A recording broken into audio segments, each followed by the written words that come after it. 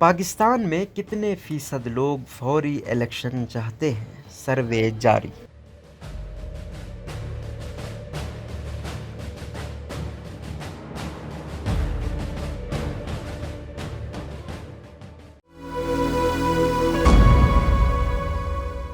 ایک تازہ ترین سروے کے مطابق پاکستانیوں کی اکثریت ملک کے اندر اسی سال عام انتخابات چاہتی ہے، اور وہ پٹرول کی قیمتوں میں ہونے والے اضافے سے متعلق مسلم لیگ نواز کی قیادت والی حکومت کے دلائل سے مطمئن نہیں ہے۔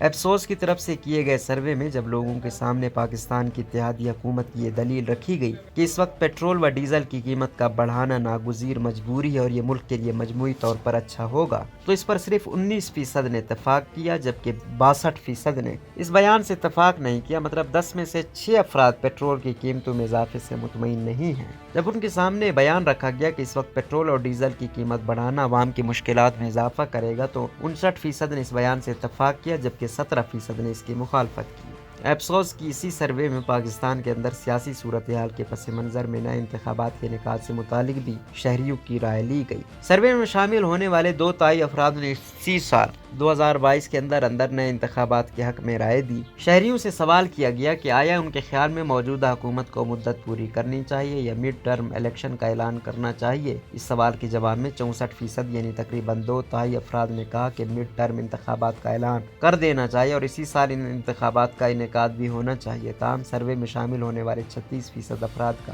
یہ کہنا تھا کہ حکومت کو اپنی مدت پوری کرنی چاہیے اور انتخابات کا انعقاد آئندہ سال ہونا چاہیے۔ ایپسوس مارکیٹ ریسرچ میں دنیا کا تیسرا بڑا بین الاقوامی ادارہ سمجھا جاتا ہے۔ تحریک انصاف کے رہنما اور سابق وفاقی وزیر فواد چودھری نے بھی اس سروے کے نتائج کو ایک ٹویٹ کی شکل میں پوسٹ کیا ہے۔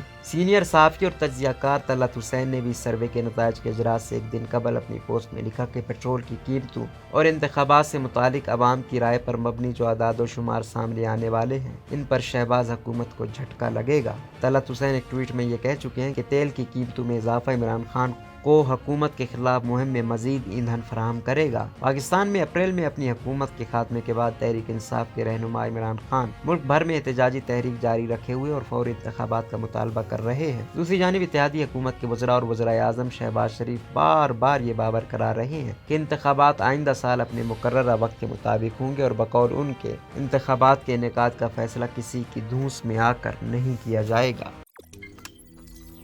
روزنامہ قدرت کی ویڈیو دیکھنے کے لیے ابھی YouTube چینل پر سبسکرائب کریں اور بیل آئیکن پر بھی کلک کریں۔